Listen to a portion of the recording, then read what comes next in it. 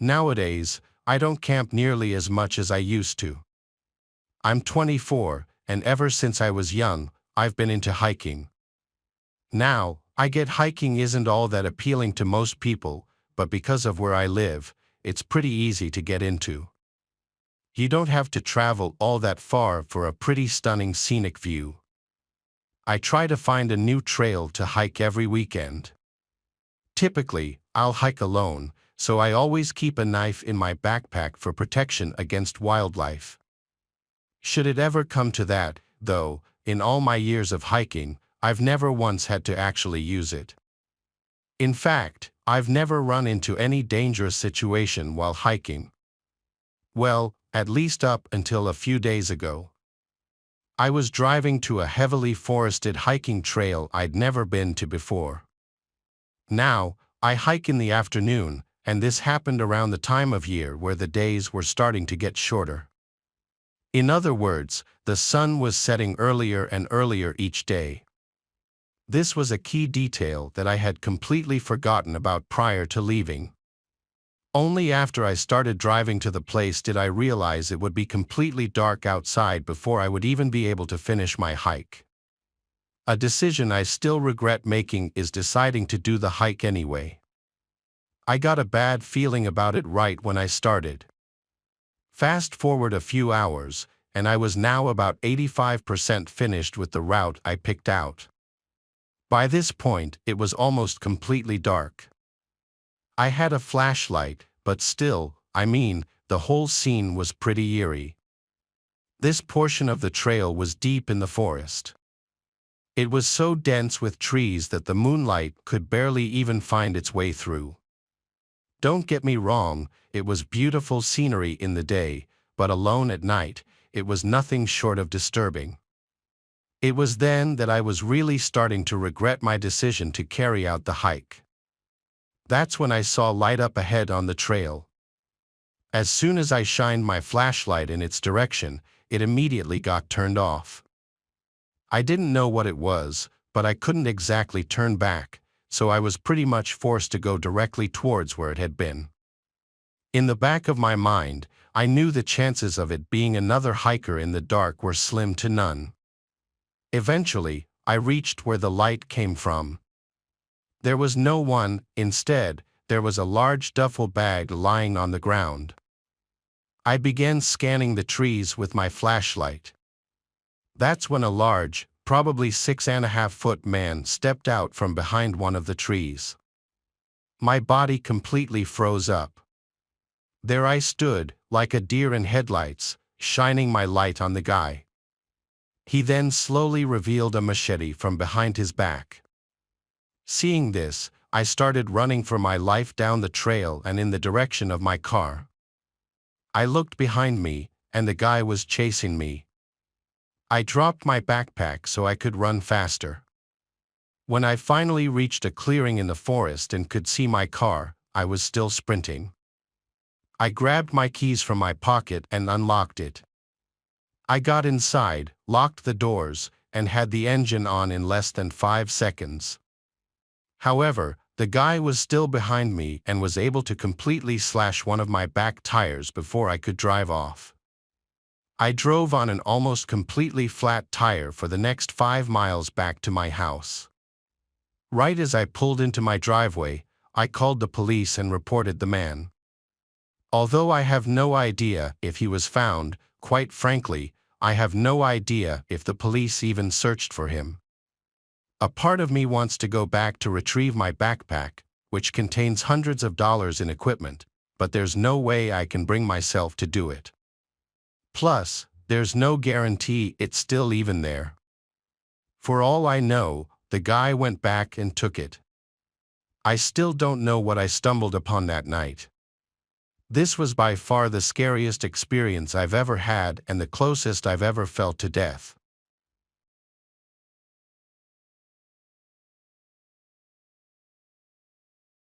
Enzo is an avid hiker who in 2016 was visiting his brother in upstate New York near Downsville. Enzo's brother owns a small house and a barn up there, and from time to time, Enzo and other family members would go up to visit. This was in the late fall, and so the foliage was already mostly orange and more than half of the leaves had fallen off the trees. Enzo was hiking a narrow trail which was not far from his brother's place. This trail is in the middle of a very rural area and it connects from the occasional property to property. So when Enzo stumbled across a duffel bag on the ground in the middle of the woods, it was a surprise. The duffel bag looked like it was relatively new. It didn't look dirty as if it had been sitting in the woods for an extended period of time. There was a foul odor emanating from the bag, however, like something rotting inside. Enzo assumed the worst, but he knew he had to open the bag to see what was inside in case it actually could have been a person. He was building up the courage to open the zipper to the bag, but before he could, he heard footsteps approaching from off the trail and a voice saying, "That's mine, please don't touch it." A large man in a dirty jacket and jeans was quickly approaching from the woods and grabbed the duffel bag off the ground. The two exchanged looks for a moment. Enzo told the man he assumed the bag was forgotten by someone, and the man told him he was storing his kill from his hunt in the bag. Even though Enzo isn't a hunter, he knew it's standard to use a cooler for storing fresh kill, not a duffel bag of all things. This also wouldn't explain the foul smell so soon, as usually dead bodies only start to smell after a few days, not right after death. So he apologized and continued walking down the trail with a little more speed in his step. It's likely the man noticed Enzo's nervousness because he heard the duffel bag get dropped on the floor as he was walking away, but as he looked back, he didn't see the man anymore. Enzo nervously continued along the trail, taking out his phone to try to call his brother for an emergency pickup by the road, but he didn't have any reception in the woods. All he could do was press forward and avoid crossing paths with that man again. But as he continued on, he kept hearing leaves crunching from not far behind him, and any time he'd look back, the coast seemed clear. Eventually, his fear that he was being followed became real. He saw that man following him in the distance in a stalkerish manner, hiding behind a tree. Without thinking, Enzo started to run as fast as he could down the trail. He knew he was being followed without even looking back because he could hear the leaves being crushed not too far behind him. Enzo came to an abandoned-looking property with overgrown grass, and having grown too winded to continue running, he attempted entry to the old house through the back door and was able to get inside. Enzo hid under a cot in the first bedroom he found, and he heard the back door open again, followed by heavy footsteps moving in a hurry. They went from room to room, and Enzo could hear the man's heavy breathing from also being out of breath. The man's footsteps came into the bedroom just for a second and left right after. He didn't look under either of the two cots. Enzo heard the back door to the house open and slam shut again, but he laid under the cot for another half an hour, not taking any risks. He only got up when he realized it would be dark soon and he needed to get to a road to call for help. He proceeded to leave the house and run down the dirt trail by the house that was most likely once used as a driveway, which led him to a road. From there, he eventually hitched a ride with a passing car who gave Enzo a lift back to his brother's house, where Enzo would call the local police department and report his encounter. Given the severity of the case, police showed up at the house to get a more detailed description of the man's face, the location it happened, and other information. Though it was never technically confirmed what was in that duffel bag, the rotting smell would already be clue enough. But the fact that the man so intently chased after Enzo shows that he was hiding something that he didn't want any witnesses for, most likely dumping a dead body all.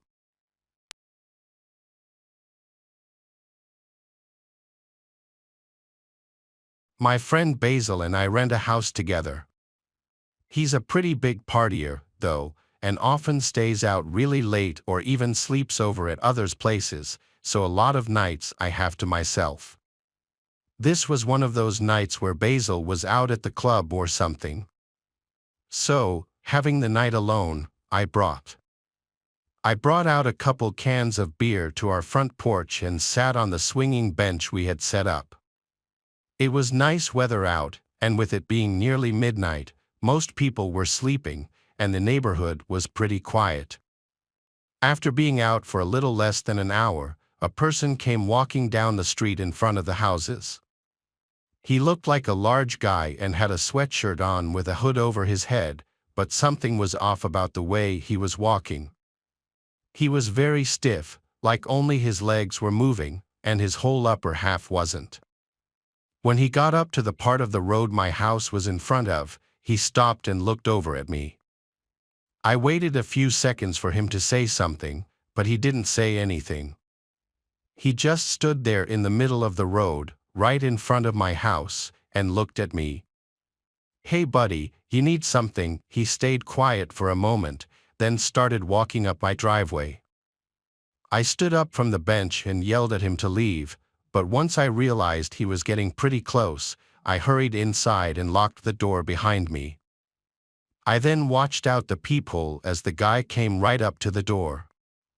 He waited for another second before pulling out something from under his sweatshirt. It was hard to see from the small view I had, but it looked like maybe a hammer or crowbar or something. Once I saw that, I knew what was likely about to happen. I ran upstairs and locked myself in the bedroom, dialing 911 and trying to be quiet. I could hear the wood splintering off the door downstairs as I pleaded with the operator for help. Then there was a loud thud and silence. The broken door swaying on its hinges was the only sound. I waited anxiously, only assuming that I'd hear the guy's footsteps approaching the bedroom door at any second. But seconds turned to minutes until I heard a cop car pull into my driveway. I thought about running down to the officers, but the operator suddenly told me through the phone to stay where I was and wait for the cops to get to me. So, I sat back down. 30 seconds later, I heard one of the officers walking up the stairs, followed by them shouting and firing off a taser. The guy had been standing right outside the bedroom door, as if he was just waiting for me to open it. He was arrested and apparently was very drunk, but I have no clue who he was or why he did what he did. As far as the officers have told me, the guy wouldn't even say why he was walking down the road or what he was even doing there. All I know is if I had opened that door, it would have been the last thing I ever did.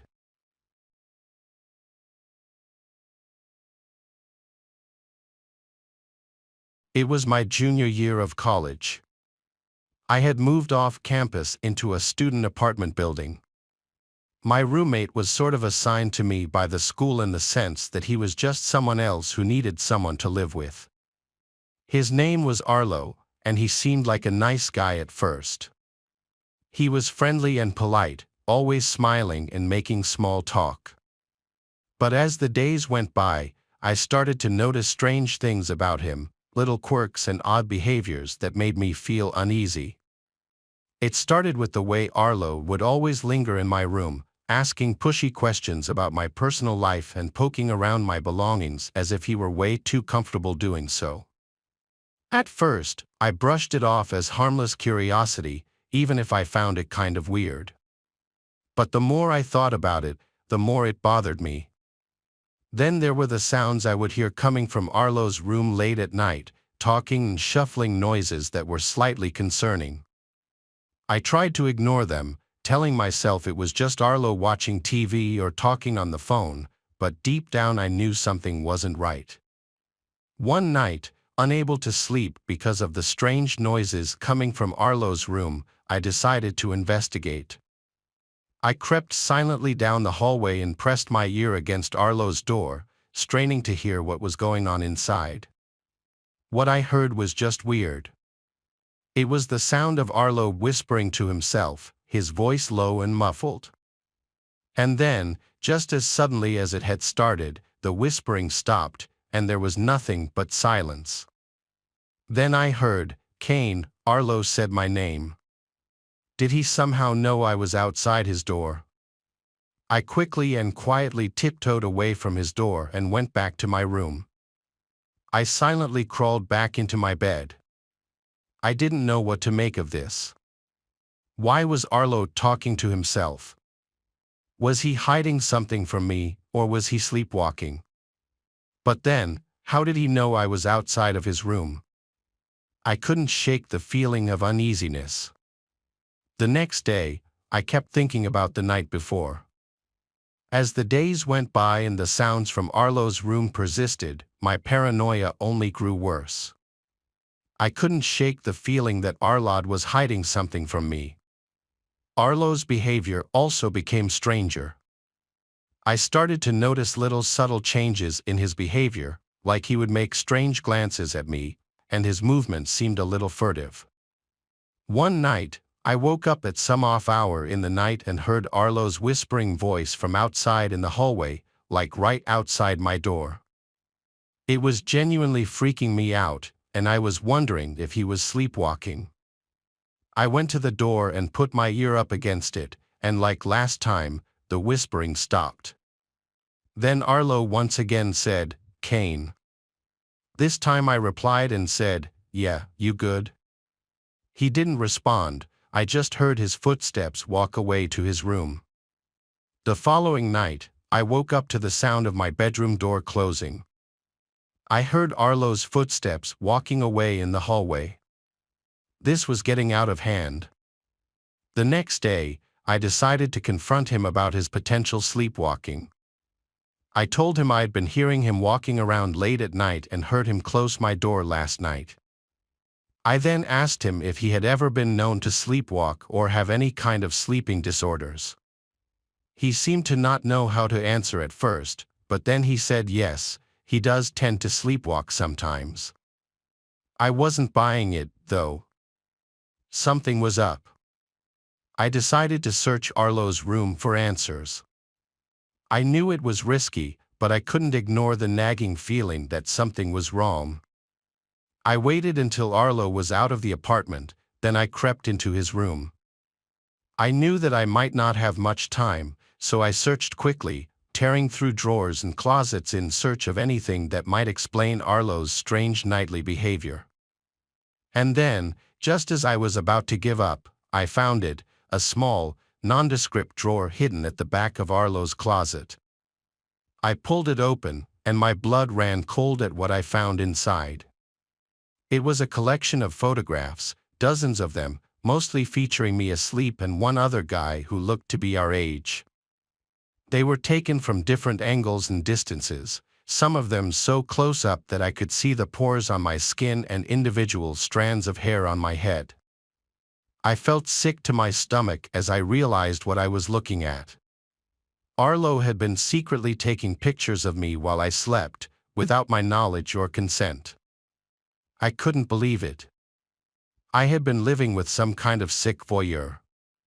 He had been violating my privacy and invading my personal space for who knows how long.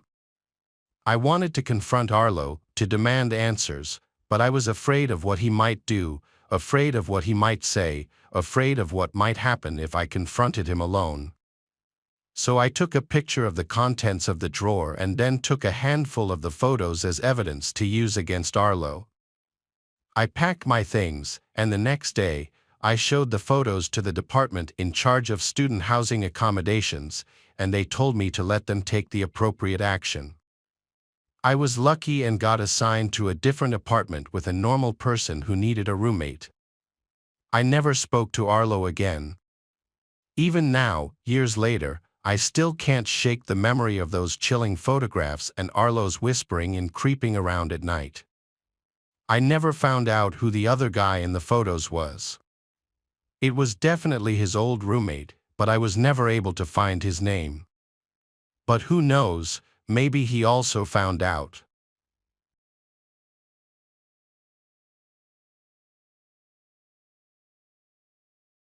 Tale takes us deep into the darkest corners of the internet, where whispers of accursed games spread like wildfire through online forums and chat rooms.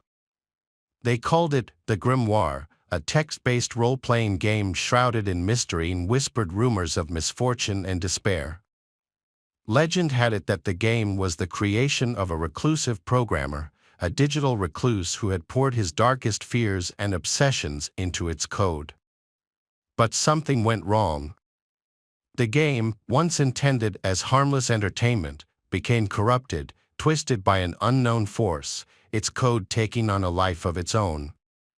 Rumors spread like wildfire through the online gaming community, tales of players experiencing strange phenomena, their real lives mirroring the events of the game with chilling accuracy.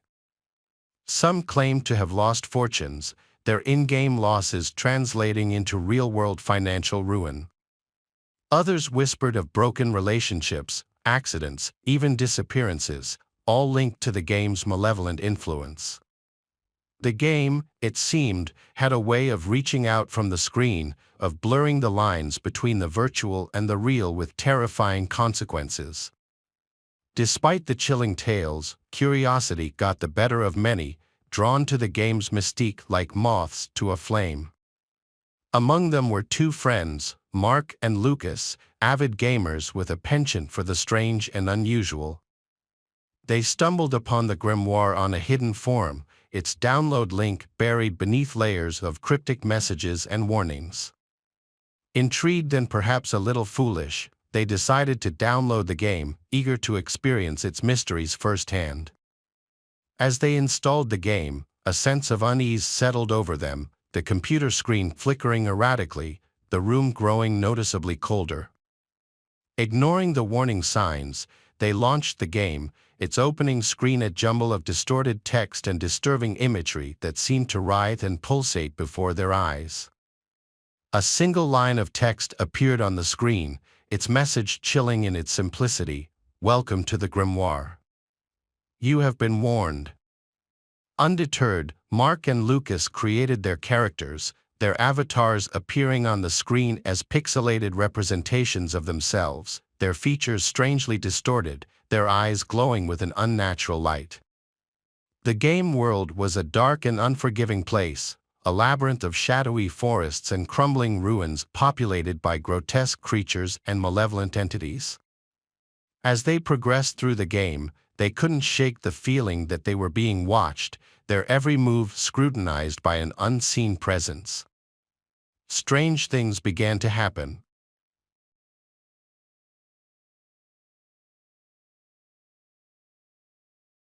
"Looks like there's a storm approaching." I glanced out the window of the car and looked behind us as my fiancée, Kiva, came out of the shop with a bag of snacks for our trip. The sky looked gray just a few feet behind us down the road. I heard low rumbling as Kiva opened the driver's side door and got in. "Do you think the roads will get bad?" I asked her. She glanced behind us for a few seconds before turning on the engine. The 80s station we had been listening to on our road trip turned on, and the music filled the car as Kiva pulled out of the gas station parking lot. "We can always pull over if they do," she replied. "Don't you think we should fill up on gas soon?" I asked. "I think we should be fine for now." I glanced over at the dashboard. "There's a quarter of a tank left," I noted. "Babe, it's fine. Trust me. You worry too much. Besides, that's more than a quarter." I sighed as I tried not to let it bug me. I hated getting lower than half a tank in my own car, it stressed me out to no end. We pulled out onto the road, and I grabbed my phone. As I opened the weather app, I looked at the forecast for the day, sunny with a high of 95. That couldn't be right. I made sure that I had cell service before opening the app again, thinking that maybe it would refresh. It didn't, and the forecast still said the same. "Huh," I said. "That's weird." "What's weird?" Kiva asked. I looked in the side mirror at the darkening skies behind me. The clouds were catching up to us quickly. "Melanie," I glanced back at Kiva. "The weather app says it's supposed to be sunny today. Maybe the app is down." "Yeah, maybe," I replied. We continued down the road and stopped at a red light. I shifted in my seat so I could look behind us at the approaching storm. I could see the dark clouds moving across the sky, heading directly towards us. I turned back to face the road ahead of us when suddenly the sound of thunder boomed across the sky. I jumped as it was followed by a flash of lightning. All of a sudden, a scream erupted behind us. "What was that?" Kiva asked. Oh my God, what the?" someone yelled. The people in the cars around us began to roll down their windows to get a better view of whatever was happening. Kiva shifted the car into park and undid her seatbelt as she opened the door and stepped out of the car. I followed, walking between the traffic. As I followed Kiva, there was a crowd forming a few feet away where an old woman was crying and shouting nonsense. I looked up at the sky again and noticed that the gray clouds were even closer now, and I couldn't see anything in the distance anymore. I glanced back towards the car and then up at the traffic light, which was now green. No one was driving off yet, though, as everyone had gotten out of their cars to investigate. Suddenly, the loud sound of crushing metal caught my attention. As I looked towards the sound, a white pickup truck had been almost completely crushed. I squinted to get a closer look and noticed that there seemed to have been a person inside the truck when it was flattened, and their blood and insides covered the windshield. I looked away quickly as I took deep breaths, trying not to gag. Other people had started to walk toward the crushed truck, and some were gagging and backing up as they realized what they were seeing. "What did?" someone screamed again. The sound of crushing metal was heard, and the second car had been crushed. This time, it had only been the hood of the car that had been crushed, and the driver ran out to look at the damage. "Get back in your cars now," someone screamed. I locked eyes with Kiva, and we ran to the car, getting in and slamming the doors shut. As Kiva shifted back into drive and managed to pull in between the cars and speed through the intersection, I kept looking behind us as the clouds continued to approach. I could see raindrops now. Some of the people had made it away just in time, and others got caught in the rain. The sound of multiple cars being crushed filled the street as Kiva sped down the road. Luckily for us, it was mainly empty. I held on to the armrest as Kiva kept speeding. "Is that the rain doing that?" I asked, glancing back again. "I think so," Kiva muttered. She continued to drive, hyper-focused on the road. I glanced over at the speedometer. She was going almost 90. I looked over at the side of the road as we passed a speed limit sign but said nothing. I looked back at the approaching storm. The rain had picked up excessively, and all of the trees and stop lights had been crushed. They were now crumpled up in the middle of the road, blocking anyone else from escaping the storm. As I glanced down in the rearview mirror, I noticed that most of the road was gone too. There were giant holes everywhere, making it impossible to drive on. My body flung forward as Kiva hit the brakes. All of a sudden, the sound of the screeching brakes and the tires on the road filled my ears as she tried to stop the car. She exclaimed, and the car finally came to a stop. I looked over at her. "Why are you stopping?" She motioned towards the road where there was a giant tree branch blocking the way. "Help me move it, hurry." I jumped out of the car and helped her push the branch out of the way. As we pushed, I couldn't help but glance toward the storm, which was still rapidly approaching. The rain was also picking up, and it seemed like we were right, the rain was to blame.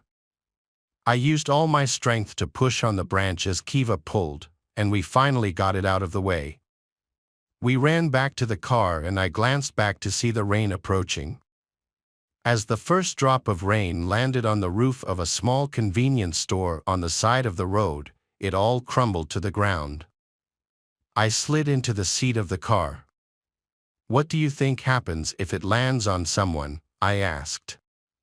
Kiva turned to look at me. She opened her mouth to speak but didn't get to, as she glanced out one of the back windows. I followed her gaze and saw a man walking down the side of the road. In a split second, the rain caught up. 1 second he was there, and the next second, there was a splatter of blood and human insides on the sidewalk. I guess that's your answer, Kiva said as she started driving again. I turned around in my seat to keep an eye on the storm. It seemed that the winds had started to pick up, and I could hear them whistling as Kiva continued to drive. It's getting faster, I replied. She said nothing, but I could feel the speed of the car picking up. We'd been on the road for about half an hour now, and the storm seemed to consistently pick up speed with each second that passed. I couldn't stop myself from looking back at the approaching storm and all of the damage that the rain had done. We'd seen it crush a few more people as it passed through. I don't know how long this storm is going to last or how far out it's going to travel, I thought. But I'm hoping that I can at least warn a few people. Maybe you can make a plan to outrun it. We're going to run out of gas soon, and there's no way that we would have enough time to stop and fill up on gas without the storm catching up to us and crushing our car, and then us. I don't know what we're going to do. We haven't even passed another car that we could potentially steal to try to outrun the storm. I don't know if anyone will even see this or how this will even help, but if you start to see the storm approaching, start running.